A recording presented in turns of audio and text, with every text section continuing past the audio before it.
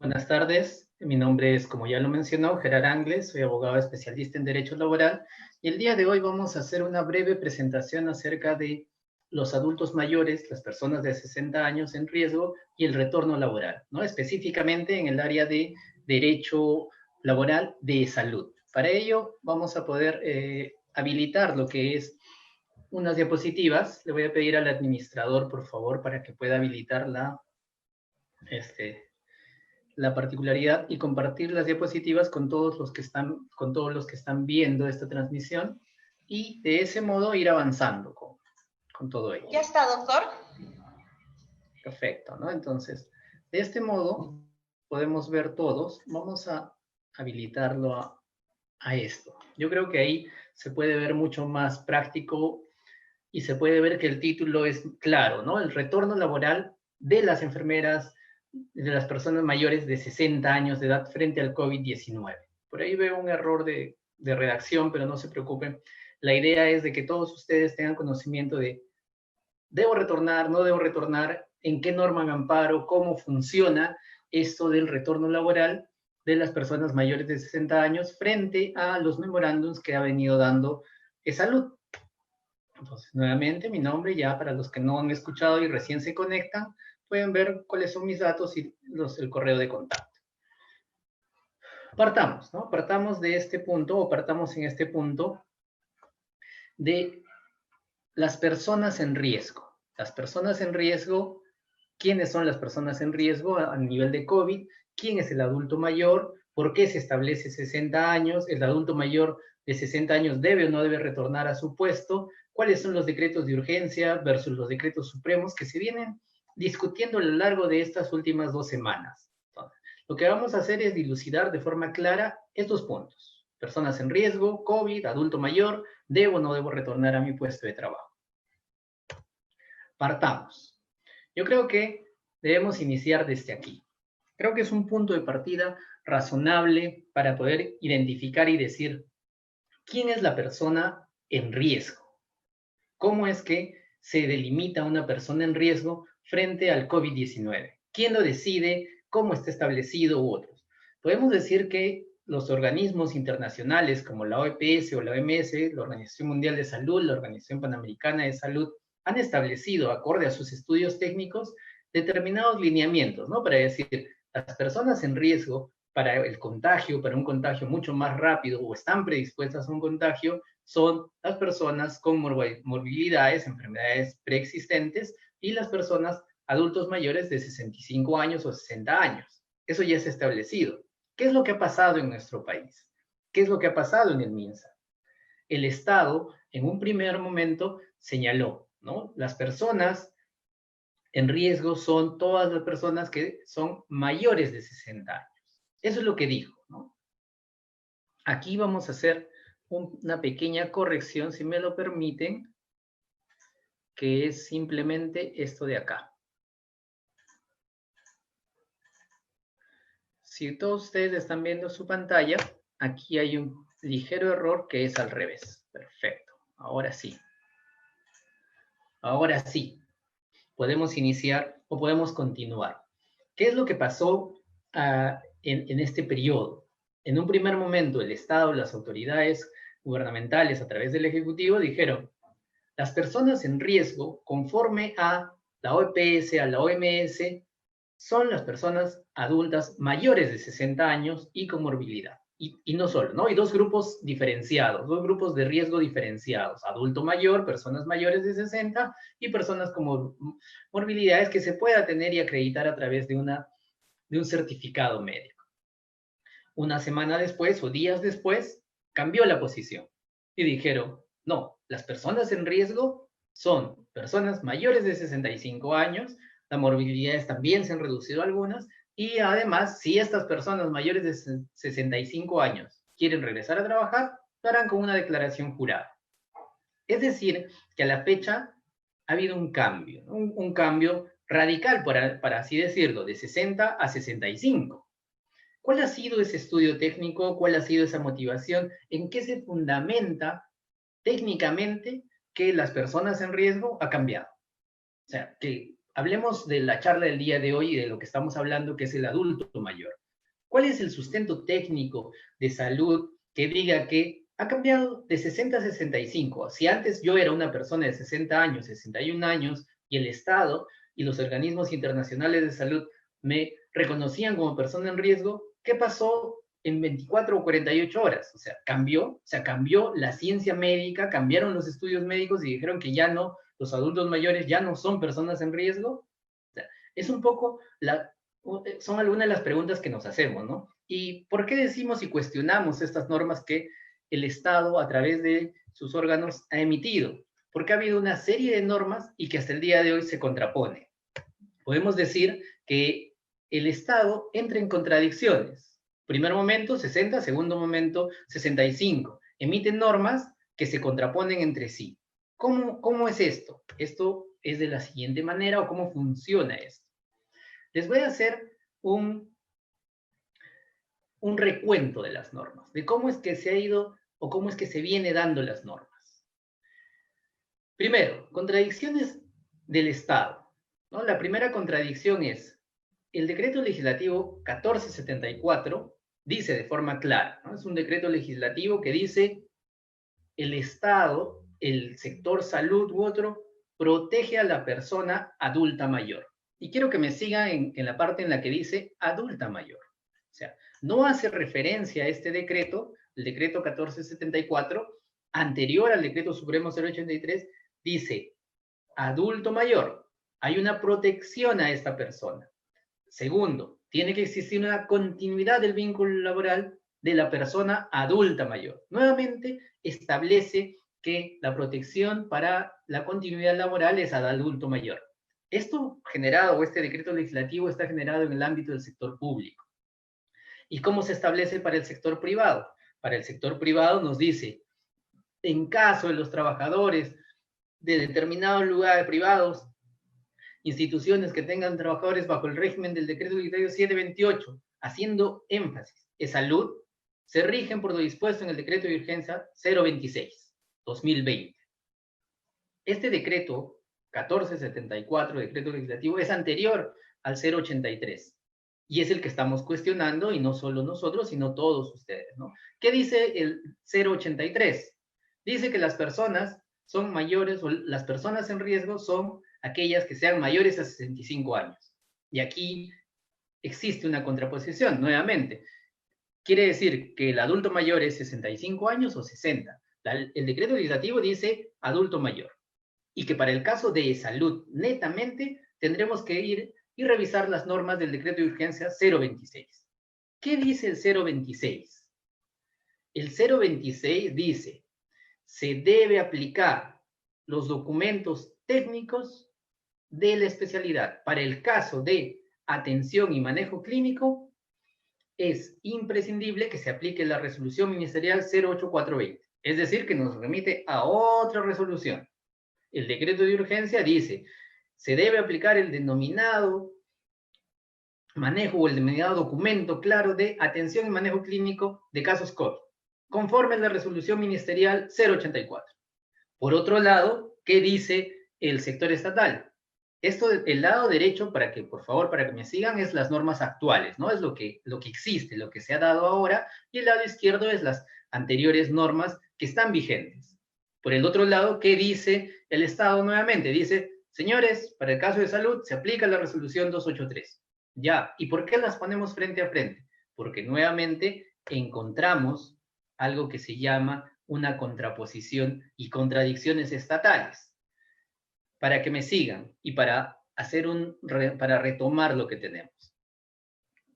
La atención de COVID o pacientes COVID y los trabajadores de salud se inició con el decreto legislativo que dice adulto mayor, adulto mayor.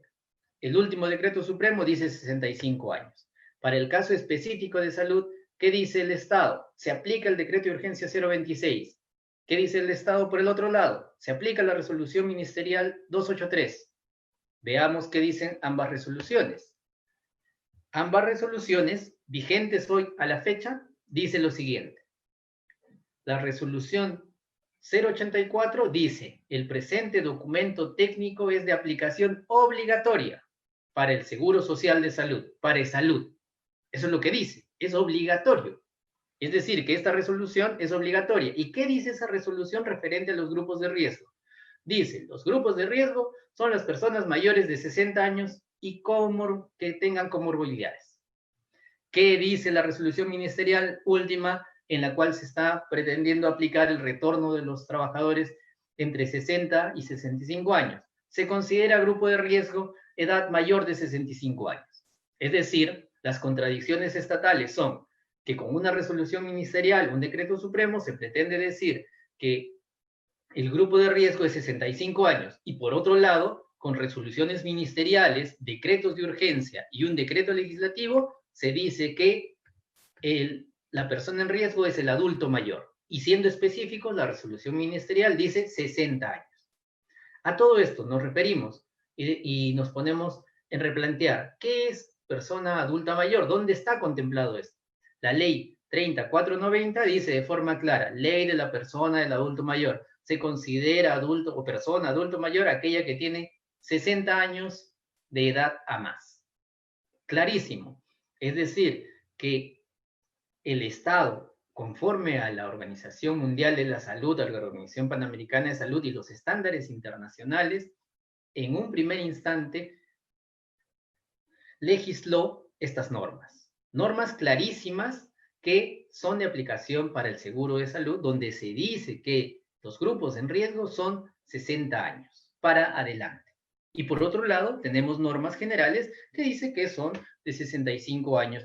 ¿Cuál es aplicable a nuestro sector? Obviamente, tendría que ser aplicada a las normas de pro trabajador, la norma más favorable al trabajador. ¿Cuál es la norma más favorable al trabajador? La que dice 60 años. Siguiente. El decreto de urgencia es específico. Los decretos de urgencia son específicos. Tienen mayor relevancia jurídica, tienen un mayor peso normativo, si quieren llamarlo así. Ahora, yo creo que ante todo este avance de las charlas, la pregunta sería clara, ¿no? Ya, está bien, abogado. Entiendo que me hayas explicado la parte normativa y me digas que existe una contraposición entre el Estado, que existen normas diferentes. Yo, como trabajador que tiene 60, 65 años, ¿debo volver a laborar? Imagino que esa es la pregunta que se están haciendo todos y también están diciendo, ya, dinos la respuesta, si debo o no debo regresar, porque el Estado de Salud ha remitido a través de un memorándum general que todos los trabajadores entre 60 o mayores de 60 años, menores de 65, regresen a trabajar. ¿Qué tienen que hacer? La pregunta es clara, tengo 60, 65 años, ¿debo volver a laborar? Yo diría que ante las claras contradicciones legales y utilizando los principios de pro trabajador, no solo de interpretación, sino también en la aplicación de la norma más favorable y ponderando los derechos constitucionales a la salud, la vida, la integridad física y derechos laborales propios, no deberían volver a laborar. De forma presencial, a lo menos. No puede existir el retorno laboral de forma presencial. ¿Por qué? Porque el cambio de riesgo de las personas adulta mayor de 60 a 65 años no se sustenta en ningún estudio técnico o documento de salud general específico y con un sustento válido. Solo es la voluntad contradictoria del Ejecutivo, ¿no? Hay una voluntad de decir, vamos a cambiar el grupo de riesgo. Sí, a un inicio dijimos 60, ahora decimos 65. No existe un sustento jurídico técnico más que la emisión de estas normas y como se habrán podido dar cuenta, contradictorias entre sí. Del mismo modo, ya una vez que ustedes dicen, no queremos no vamos a volver por preponderar o por tener por encima, si quieren llamarlo así, nuestros derechos laborales y constitucionales, y tendrán que decir, del mismo modo, conforme al principio de jerarquía normativa, se aplica el decreto de urgencia 026. ¿Qué dice? ¿Qué establece? En este decreto de urgencia establece de forma clara el grupo de riesgo en el sector salud para los trabajadores que presten atención y manejo clínico.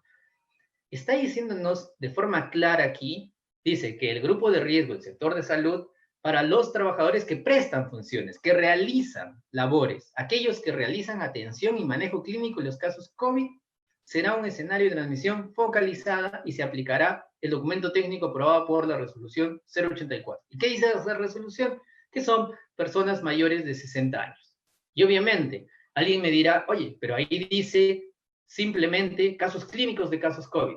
Sí, pero tengamos en cuenta que la emisión de estos decretos de urgencia se dieron en un escenario en el que el COVID era una particularidad focalizada a un solo sector, a un solo servicio de salud.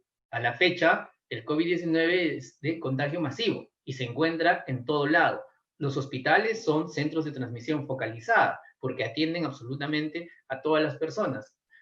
En general, todas las personas que acuden a un nosocomio están siendo tratadas como personas o sospechosos COVID. Por ende, todo centro de salud es considerado como un centro focalizado.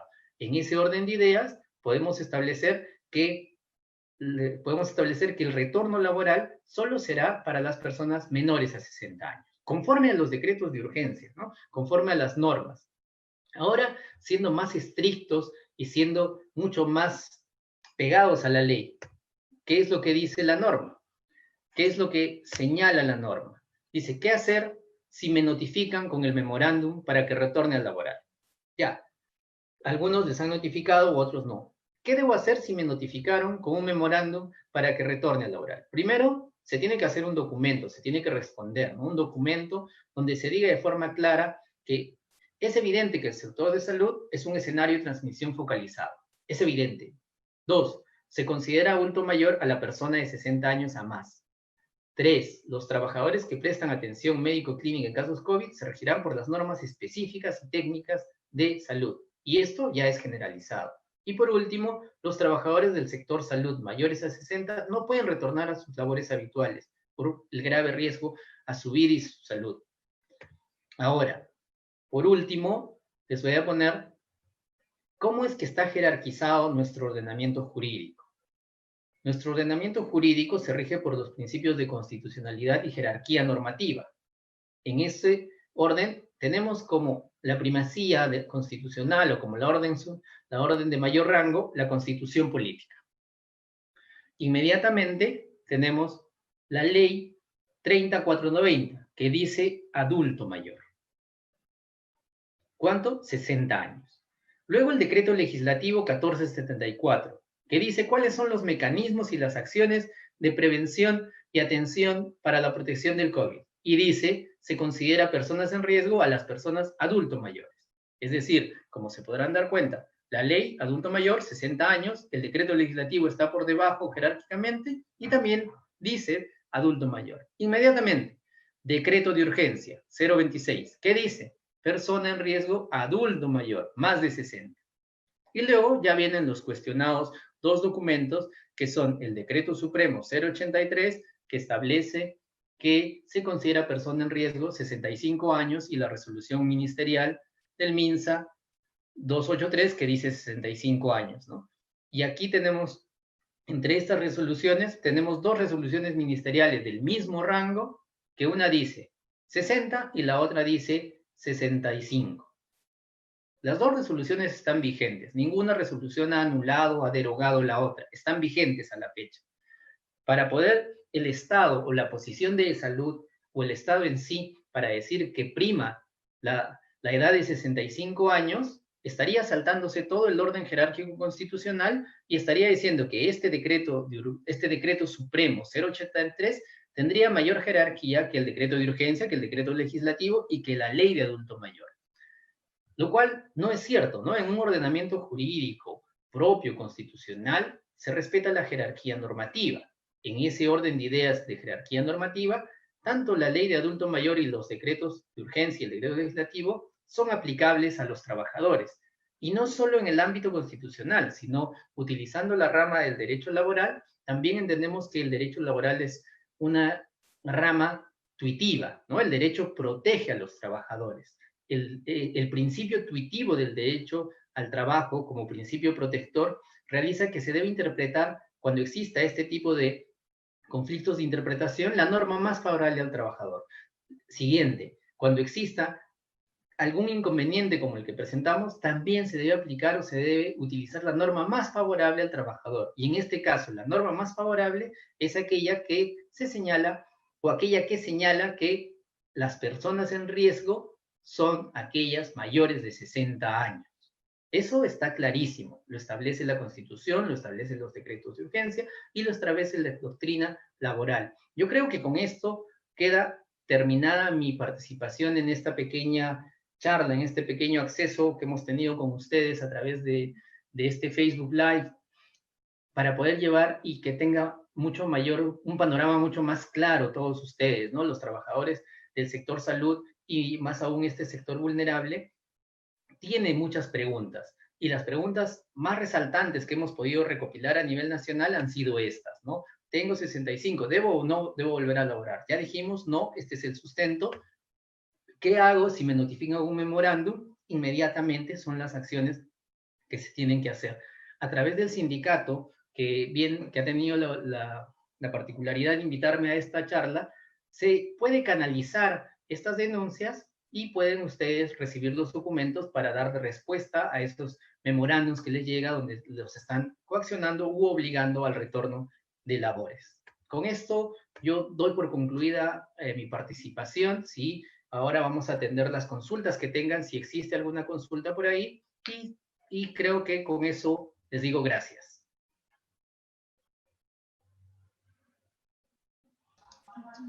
Muchas gracias, doctor. Bueno, vamos a esperar un poco las preguntas de los licenciados que tienen.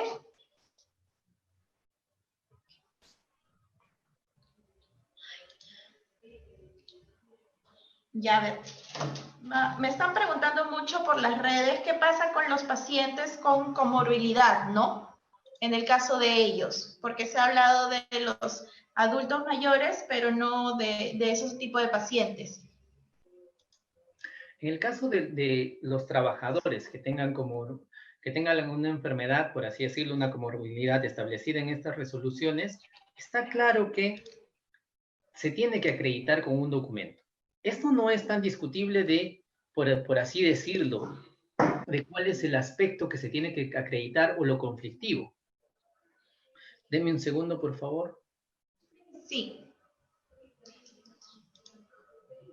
A ver, listo. No sé si ahora sí me ven. Perfecto, ¿no? Sí se le ve, pero no se ve, se le ve en la pequeña pantalla, ¿no? Déjame y ahora ver sí ya se ve la diapositiva. La diapositiva es la que queremos sí, claro. compartir. No sé si ahora se puede ver. Sí se logra ver, doctor, perdón. Mire, para todas las personas que están preguntando obviamente hemos estado tratando, o lo que hemos dilucidado es un punto referente a las personas adultas mayores, ¿no? Es el punto clave de esta charla. Sin embargo, también podemos decir qué pasa con las personas que tienen morbilidad, comorbilidad.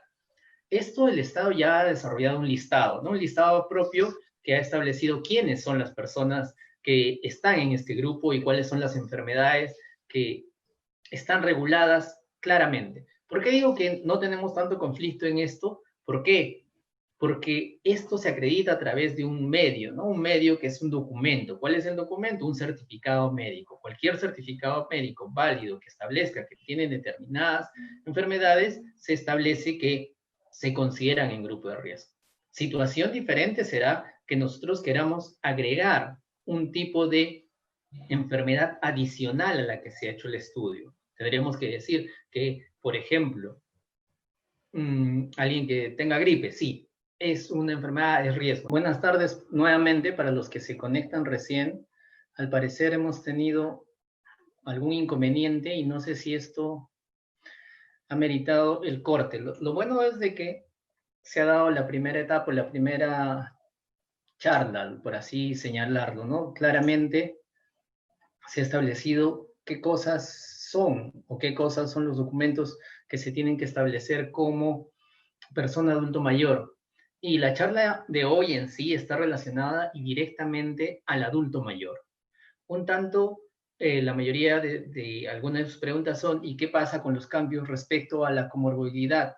También se ha variado, sí, o sea, hay varios cambios, pero este tema tendría que ser una charla diferente porque tendríamos que hablar no solo del tema de comorbilidades, sino cuáles han sido los criterios de salud o del MINSA en general para variar y decir nuevamente, al igual que las personas adulto mayor, cuál es el sustento técnico de salud correlacionado con las instituciones internacionales, como la OPS, para variar. Una pregunta simple es, ¿cómo es posible que yo sea una persona que tenga alguna comorbilidad el día de hoy y me consideren persona de riesgo y mañana ya no? O sea, ¿qué pasó? ¿La ciencia médica cambió su posición referente a esa enfermedad? Evidentemente que no. Lo que sí vamos a tener que ser prácticos para esta participación es netamente y puntual a las personas adultos mayores a quienes se está reenviando el memorándum para que puedan regresar. Y este retorno también está haciendo las personas de comorbilidad. En todo caso, vamos a atender a sus preguntas o atención a sus preguntas de cómo responder a estos memorándum de manera general y no siendo específicos a los cambios normativos de las personas con comorbilidades, porque ha habido un cambio, ¿no? Una variación en el caso de las personas menores de 60 años. Algunas de sus preguntas son, por ejemplo, ¿qué hacer si quiero regresar o por voluntad propia quiero firmar o quiero regresar a laborar y soy una persona adulto mayor entre 60 años o incluso mayor de 65 años, ¿no? Es una de las tantas preguntas que estamos tomando y es, ¿qué se tendría que hacer? Bueno, hay una declaración jurada, ya se ha establecido que las personas que se sientan aptas van a firmar una declaración jurada. Sin embargo, esta declaración jurada viene de la mano inmediata con un certificado médico, una habilitación médica. No basta con declarar y decir, sí, me siento apto, creo que estoy apto y quiero retornar. No, el retorno es, firmo la declaración en la que la responsabilidad se traslada a mi persona y ante cualquier atingencia yo seré el responsable o estoy dando mi consentimiento para retornar. Sin embargo, esta está sujeta a una evaluación médica en la que el médico dirá que está apto. En el caso puntual de las personas adultos mayores, se tiene que priorizar el regreso o el retorno a su centro laboral a un puesto en el que no sea de contagio o que no esté expuesto al contagio.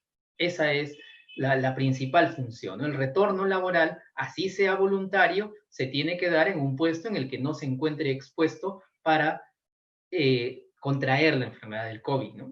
Si quieren llamarlo específicamente así. Y este cambio puede cambiarme de rumbo, de área, de servicio, en palabras simples, sí. Al encontrarnos en un estado de emergencia y en el caso particular de salud, en una emergencia sanitaria, alerta roja, es probable, y si no es probable, es entendible que la institución los cambie de servicio en el ámbito de que ustedes quieren retornar a su puesto y se tiene que prever la mejor atención o el mejor resguardo a su derecho de la salud y el derecho a la vida. Entonces, para quien nos preguntó esto, el señor Omar, que dice que quiere retornar o va a retomar una declaración, sí, puede retornar, pero con las características señaladas y previa evaluación médica. Luego por ahí alguien nos dice que requiere que se hable la variación de los factores de riesgo en menores de 60 años. Como les señalé, se tendrá que estipular una nueva charla específica y exclusivamente para el cambio o las variaciones del riesgo, ¿no? Los menores de 60 años, porque es otro listado y es otro acápite mucho más grande. Por ahí Julia nos dice de qué manera podemos responder los documentos, porque sabemos que te remiten el documento y en la vida, en la cotidianidad, nos obligan prácticamente a retornar o nos coaccionan, si quieren llamarlo, al retorno. Esto efectivamente se tiene que responder con un documento, con una carta que ya lo manifesté en la diapositiva, no sé si la pueden ver en el video, yo creo que sí, la van a poder ver en el video. Tiene 4 puntos principales, ¿no? De cómo responder la carta, aduciendo primero a la contradicción normativa que existe referente a los adultos mayores, inmediatamente al principio de jerarquía constitucional y a la ponderación de derechos laborales. Del mismo modo, cualquier trabajador afiliado al sindicato puede remitir un correo, yo creo, simple, y solicitar un documento marco que se ha realizado para responder estos memorandos.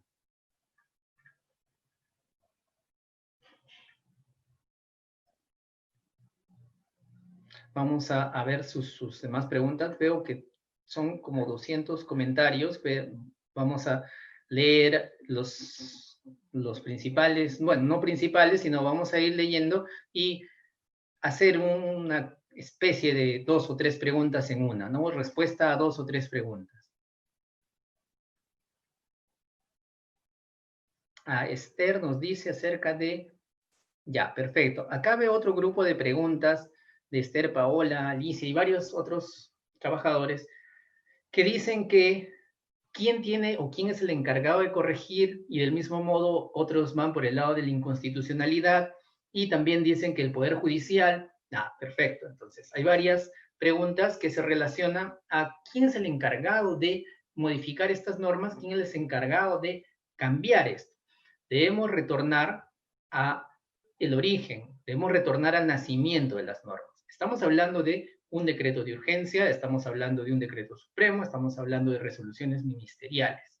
¿Quién es el encargado? Es el ente que ha emitido. En este momento, quien ha emitido estas normas es el Ejecutivo. Así que el Ejecutivo tiene dos opciones. Puede, uno, modificar el grupo de adulto mayor en el ámbito de decir que se considerará persona en riesgo, conforme a la Constitución, conforme a la ley y conforme a los organismos internacionales, a las personas adultas de 60 años para adelante, cambiando esta particularidad de 65 años para adelante, ¿no? ¿Quién lo hace? Lo hace el Ejecutivo. También lo puede hacer el Congreso. El Congreso de la República, a través de su poder de revisión de los decretos de urgencia, también lo puede realizar.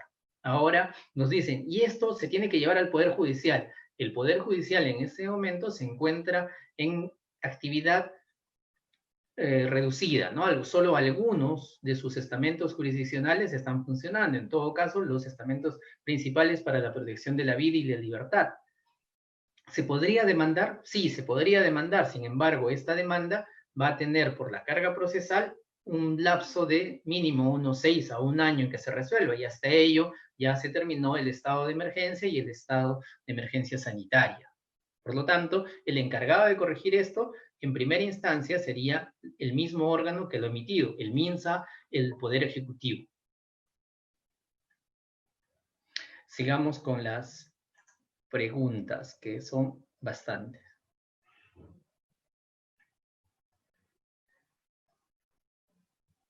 Ya, perfecto. Acá hay otro grupo de preguntas.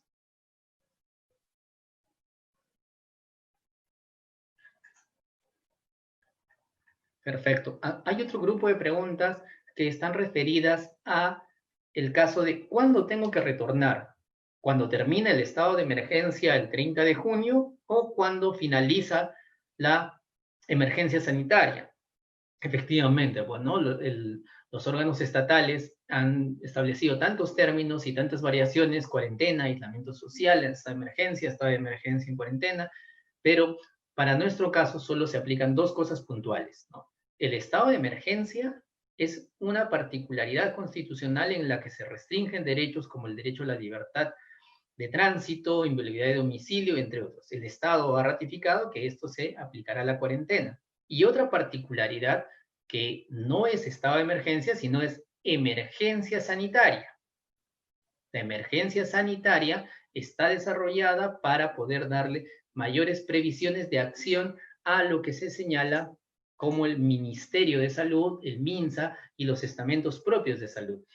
¿Qué es el estado de emergencia? Ya dijimos, ¿no? Un estado o un régimen particular, un régimen excepcional constitucionalmente dado en el que se restringe derechos y libertades.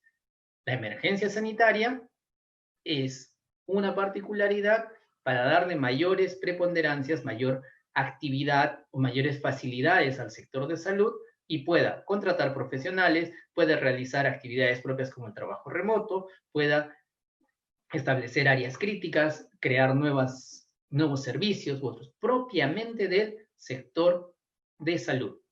La emergencia sanitaria culmina ahora muy pronto, el 6, el 10 de junio, si no me equivoco. A ver, déjeme corroborar exactamente. Por ahí la pregunta que pusieron, que era del 6 de junio, si no me equivoco. El 9 de junio. El 9 de junio. ¿Cuándo debo volver? ¿Qué es lo que dicen las normas? Las normas dicen que las personas que están en riesgo será durante la emergencia sanitaria. La emergencia sanitaria termina el 9 de junio. Entonces, por eso es que la posición referente de salud es que las personas adultas mayores y las personas que tengan comorbilidad creo que es comorbilidad, ¿no? Comorbilidad, retornen a su puesto. ¿A partir de cuándo? A partir del 9 de junio. El criterio que se ha tomado, el criterio que está manejando el sindicato, es que no retornen a su puesto laboral porque efectivamente hay una contradicción entre las normas. Si los que han estado presentes en la charla anterior o en los minutos anteriores han podido verificar esta línea de contradicción estatal entre las normas y qué norma tendría mayor validez para nuestro caso en concreto. A ver, sigamos.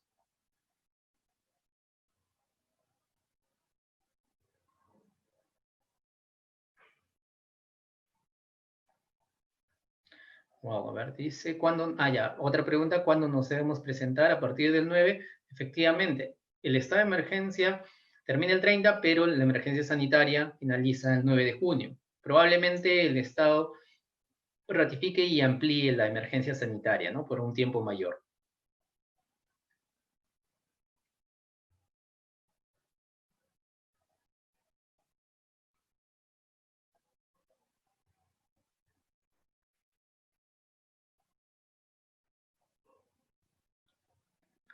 Por ahí nos están... Bueno, y hay otras charlas, pero son de otro sector. Nos están pidiendo charla para otro sector. Dice. A ver, Alicia dice, hoy servir respecto a la licencia con goce de deber compensatorio. Ya, es otra particularidad. Miren, estoy obviando las preguntas que no son netamente del tema, que es persona adulto mayor, declaración jurada, retorno laboral. No estamos entrando de forma específica a la comorbilidad porque no es el tema de la charla, no estamos tratándolo de forma general. Y veo algunas preguntas que son temas ajenos, como servir, me están preguntando particularidades personales.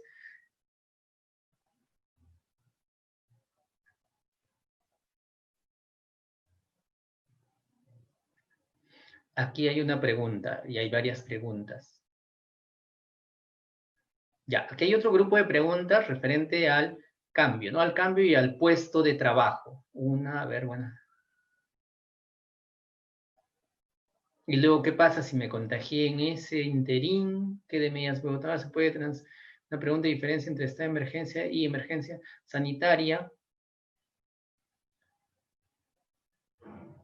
Creo que ya se respondió lo de emergencia sanitaria. Ah, perfecto. Cambiaron también las características de comorbilidad. Sí, ya, perfecto. Ver más comentarios. Son 277 comentarios, señores. Disculpen no poder atender a todos. Sí, ya, perfecto. Encuentro otro grupo particular. Perfecto, listo. Encuentro otro grupo particular de preguntas referente a el trabajo remoto y el regreso. Al parecer, las preguntas están en esa línea. ¿Qué sucede con las personas que quieran retornar a su puesto y si se les va a cambiar de puesto o no se les va a cambiar de puesto y si sería factible que les cambien de puesto o no? Es lo que están preguntando. Y tanto para las personas adultos mayores como las personas con comorbilidad. Ambas personas ambos grupos de riesgo, sí, efectivamente, tengamos que retornen al puesto de trabajo. Una vez que retornen al puesto de trabajo, al ser personas en riesgo de comorbilidad o personas adultos mayores, ¿podrían sufrir un cambio de servicio, un cambio de área? Sí, ¿no? Sí podrían. ¿Por qué? Porque efectivamente lo que se prevé es la protección de estos trabajadores con estas características de riesgo del contagio de la enfermedad COVID. Por lo tanto, ¿es razonable? ¿Es proporcional? Sí, es razonable y proporcional que se les cambie de área. Ahora bien, ¿se les puede cambiar de área o de hospital a un centro alejado que me cause perjuicio? No. Si bien a la fecha nos encontramos en emergencia sanitaria, alerta roja, en la que la institución puede establecer y decidir los cambios de personas, de trabajadores de un puesto a otro, solo durante la emergencia. Cabe resaltar, este no es un cambio de puesto permanente, solo es un cambio itinerante para protegerlos de la enfermedad. Asimismo, la institución tiene que prever por sí el trabajo remoto. Las normas señalan, en el caso, solo en caso que no se pueda realizar el trabajo remoto, se tendrá que hacer la reincorporación a la forma presencial. una vez que se hace la forma presencial, podrá ser cambiado y el trabajador también podrá pedir el cambio a un área en el que tenga menor exposición de riesgo al contagio. Por lo tanto, ¿es válido? Sí. ¿Será de forma permanente? No. Tiene que ser proporcional y acorde a su puesto, ¿no? Así que sí se puede cambiar, pero de forma proporcional y razonable.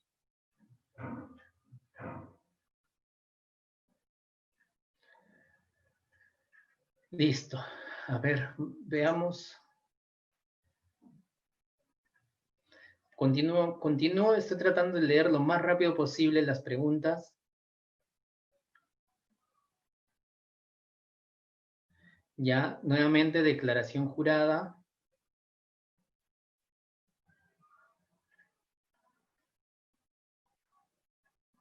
Perfecto. A los que siguen preguntando cuándo se tiene que retornar a la finalización de la emergencia sanitaria, que sería el 9 de junio. Ratificando y creyendo que esta ampliación de emergencia sanitaria va a tener que ampliarse a la fecha de la emergencia o del estado de emergencia hasta finales del 30 de junio. Yo creo que sí, se va a tener que ampliar. Nuevamente, las preguntas de la diferencia del estado de emergencia y emergencia sanitaria. Bueno, y por lo que veo, solo quedaría un grupo de preguntas, unas 4 preguntas que se van a resumir en una sola, que es referente a qué sucede con mi pago de guardias, con mi pago de bonos, si retorno al laboral, si regreso al ámbito laboral, ya sea en trabajo remoto o en trabajo presencial. Si en el trabajo presencial no se puede establecer la jornada de guardias, lamentablemente no se va a pagar estas horas, no se va a pagar las guardias de forma proporcional. Del mismo modo, en el punto remoto o en el trabajo remoto, tampoco se puede realizar las guardias. En todo caso, tampoco se pagará el trabajo remoto, las guardias que estaban consideradas hasta antes de la cuarentena, en la cual se realizaba una labor presencial. El resto de bonos, el resto de pagos, se están pagando y se tienen que pagar de forma normal y habitual. Bueno, yo creo que con eso, estimados que están al otro lado de la pantalla, podemos haber dilucidado gran parte de sus dudas referente más que todo al adulto mayor y los mecanismos legales del por qué no se debe regresar. Del mismo modo, las personas con comorbilidad también tienen esta protección en la misma constitucionalidad que hemos desarrollado y en el mismo ámbito de protección de la salud. Otra disertación diferente será cuestionar el por qué no ingresaron determinadas enfermedades de comorbilidad y por qué se excluyeron, ¿no? Tendríamos que tener ya no solo un abogado, sino también un personal de salud que nos explique claramente referente a este cambio, ¿no? ¿Por qué se sacó esta enfermedad y por qué no se considera ahora previsible de contagio y por qué sí? Es un tema que va relacionado con medicina, con salud y derecho del ámbito legal. Desde el punto desde el punto de vista legal, nosotros consideramos que la comorbilidad y el estado de las personas adultas mayores, para el caso de salud, no pueden retornar a su centro de labor porque claramente los ampara las normas. Más que todo, en el caso de personas de adultos de 60 a 65, los ampara las normas. Y a los menores de 60 años que tengan alguna enfermedad o tengan una comorbilidad, se tendrá que establecer si están en ese grupo o no. En el caso que no se encuentren, tendremos que cuestionar, pero a nivel técnico, médico, legal.